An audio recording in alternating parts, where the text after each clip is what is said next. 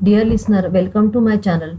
Topic of this video is static and dynamic system, causal and non-causal system. So first we will see the definition of each system and their respective problems. Static system, the system whose output is only dependent on present input is called static system. Dynamic system, system whose output is dependent on past and future input is dynamic system. Static system is also known as memoryless system because it depends on only present input. A simple way to remember, static means present and dynamic is dependent on past and the future inputs.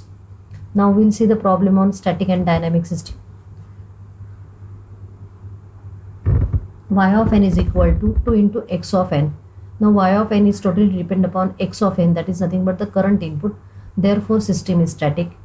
In the next example, y of n depend upon x of n. This part is static, but here the y of n is depend upon the previous, that is a past input. Therefore the system is dynamic.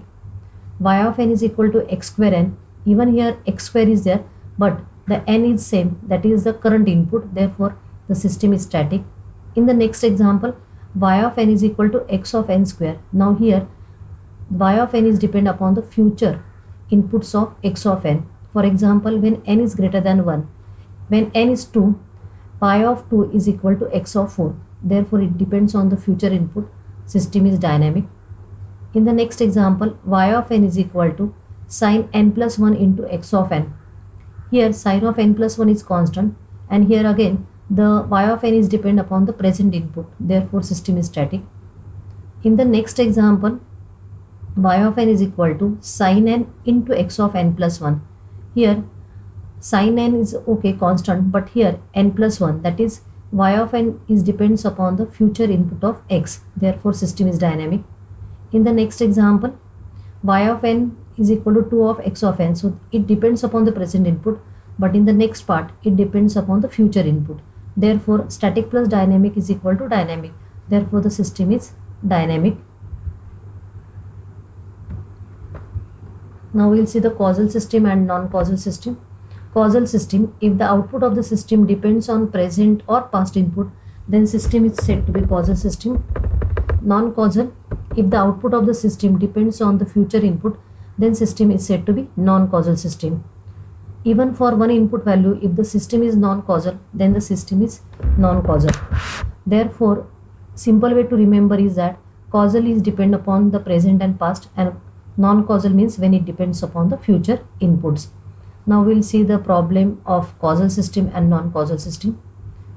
Y of n is equal to 2 of x of n. The system is causal because for any value of n, output depends upon only present input, because present and past is nothing but the causal system. Y of n is equal to 2x of n plus 3 of x of n plus 1. The first part is causal, but second part it depends upon the future inputs, that is y of n depends on the future input. Therefore system is non-causal. Next, y of n is equal to 2x of n plus 3x of n minus 1. System is causal because y of n depends upon the present input as well as the past input. Therefore system is causal. Y of n is equal to x square n. Again here the system depends only on the present input, that is x square n. Therefore system is causal. But here y of n is equal to x of n square. For any value of n except 0 and 1, output depends on the future input. Therefore the system is non-causal. Y of n is equal to sin n plus 1 into x of n. Here system is causal because it depends only on the present input. Next, y of n is equal to sin n into x of n plus 1. Y of n depends on the future. Therefore it is non-causal. Y of n is equal to x of n minus x of n minus 2. Here system depends upon the current as well as past. Therefore system is causal. Next, y of n is equal to summation k is going from minus infinity to n x of k. Now here if n is 5, then system will goes from minus infinity to only current state. That's why the system is causal. So even n is equal to 5, it will goes from minus infinity to 5, but it is not depend on the future input. Therefore the system is causal.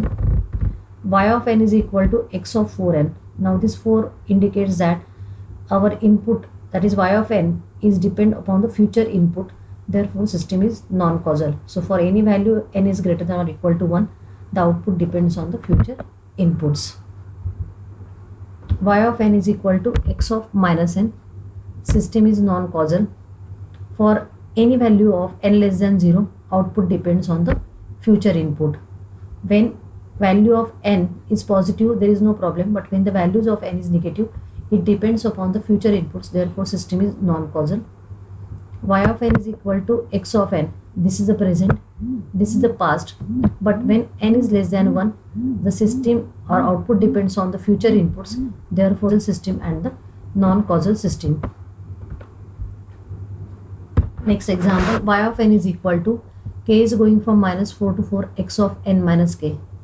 Now here the y of n spans from x of n plus 4 to x of n minus 4. We will first, k is minus 4, so minus become plus, so x is going from n plus 4 to n minus 4. So now here for some of the input, it depends upon the future states of the x of n, therefore system is non-causal. In this last example, we can see that this particular first portion is related to the causal, but as in the second portion 2m is indicated, so output is depend upon the future inputs, therefore the system is non-causal. So in this way we can distinguish between the causal system and non-causal system. These are the some exercises for static, dynamic as well as for causal and non-causal system. Thank you for watching my video. If you like my videos, subscribe my channel. Thank you very much.